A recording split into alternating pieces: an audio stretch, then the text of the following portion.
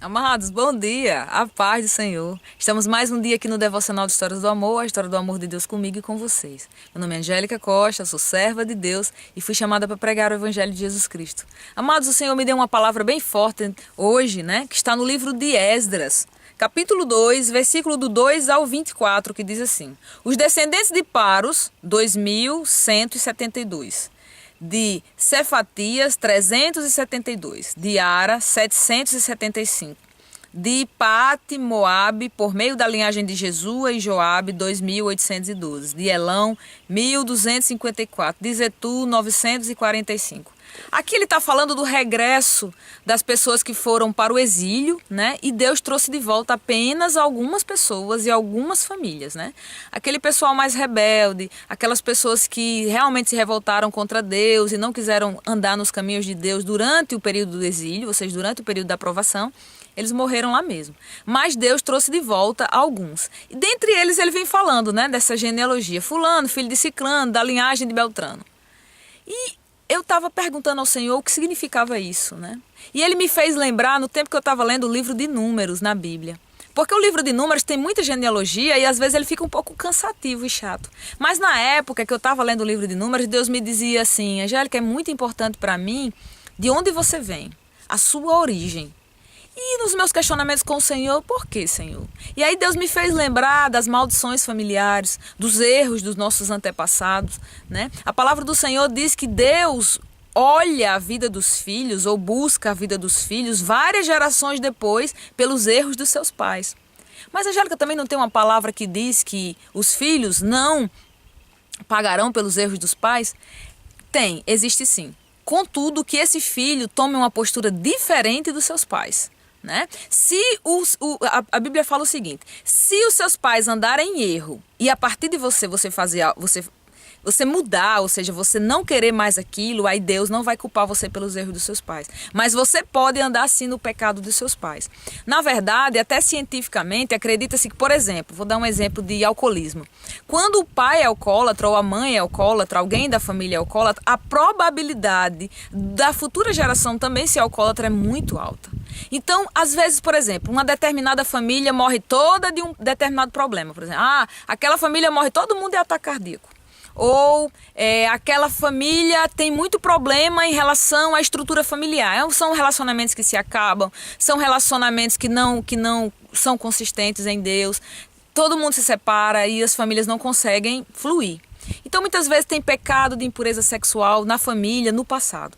Angélica, mas isso é verdade? Quer dizer que os meus antepassados determinam quem eu sou? Eles não determinam, mas eles podem direcionar, Eles vão trazendo um peso espiritual. Sabe por que é verdade?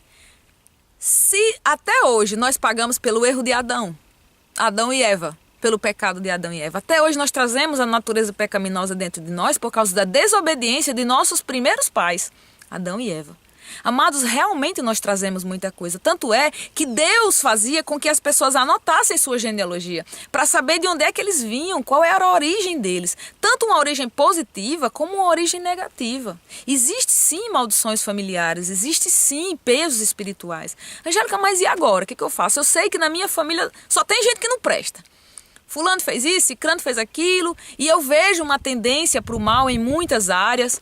O que você pode fazer? A palavra do Senhor diz que na cruz de Cristo nós morremos.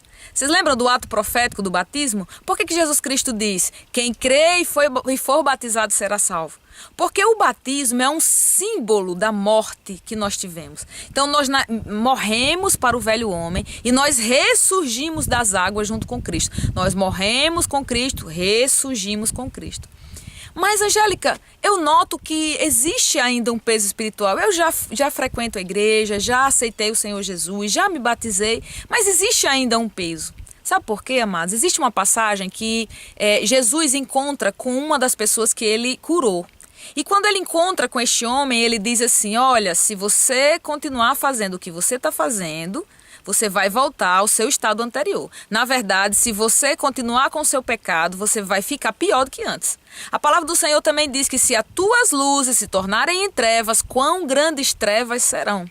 A palavra do Senhor também diz, Jesus Cristo diz: se foi expulso um demônio de você e você continuar, e esse demônio vai andar por terras áridas, ou seja, ele vai ficar longe de você. Mas aí ele vai se lembrar que tinha uma casa, porque os demônios, eles pensam que a gente é casa deles, né? Um lugar de habitação. Da mesma forma que nós somos morada e habitação do Espírito Santo, infelizmente, nós também podemos ser habitação do mal.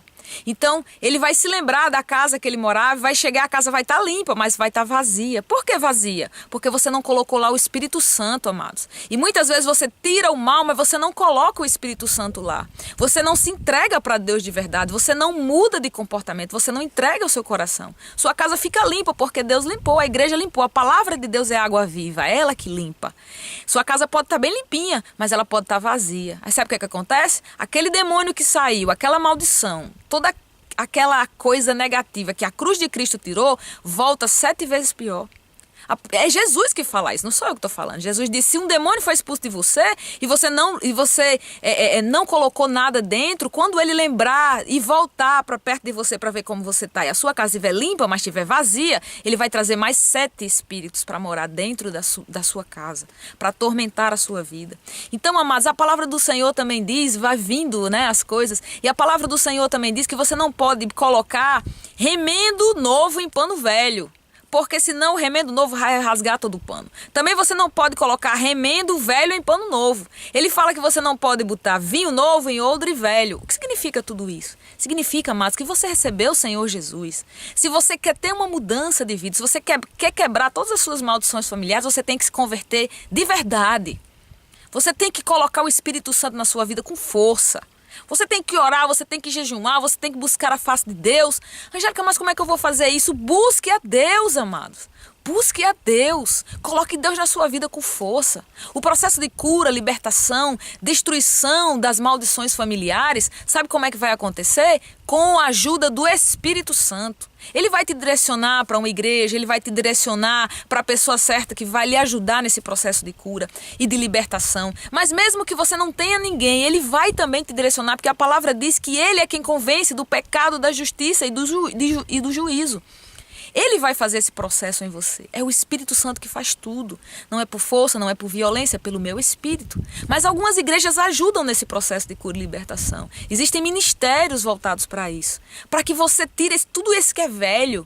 Sabe? A palavra de Deus diz que você tem que se despir do velho homem e se revestir do novo homem, que é Cristo. Se despir do velho homem é tirar exatamente toda essa casca de maldição que existe na sua casa, na sua família, na sua origem. E você precisa revestir isso do novo homem. Sabe o que esse novo homem traz? Esse novo homem é co-herdeiro com Cristo. Esse novo homem é uma nova criatura. Quem roubava não rouba mais. Quem mente não mente mais. Quem adulterava não adultera mais. Quem era infiel se torna fiel. Quem era mentiroso se torna verdadeiro. Esse é o novo homem. Mas se você chegou na igreja, aceitou o Senhor, acha que está tudo resolvido e não busca a Deus e começa a praticar as coisas do velho homem, aí, meu amado, tudo antigamente vai voltar. E o seu estado atual vai ser pior do que o anterior. Que o Senhor nos livre disso. Mas olhe bem a sua origem, olhe os seus antepassados e veja como isso influencia em você hoje. E se lembre que se você é nascido de Deus, se você é nascido de Cristo, você tem um novo nascimento, não aceite mais isso. Você hoje é uma nova criatura. Você no Espírito Santo vai ter força e coragem para transformar a sua vida junto com o Espírito Santo e em nome de Jesus. Vamos orar por isso? Senhor meu Deus, Senhor meu Pai, nos ajuda a nos despir, Senhor Jesus, do velho homem, das práticas antigas, Senhor Jesus, que traz toda a maldição para as nossas vidas, que traz a influência do mal em nossas vidas. Senhor Jesus, nos traz, Senhor Jesus, para o Teu novo, nos dá um novo nascimento real e verdadeiro. Senhor, preenche com o Teu Espírito Santo toda a nossa vida, de maneira que o inimigo não encontre mais espaço em nós. Senhor Jesus, faz a tua obra, realiza, Senhor, a tua obra dentro de nós profundamente. Espírito Santo, vai aonde ninguém pode ir, arranca, Senhor, aquele pecado que ninguém pode arrancar, só o Senhor.